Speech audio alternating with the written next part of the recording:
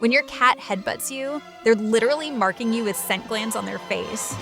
I've been studying feline behavior for years, and this one gesture tells you everything about how cats claim their world.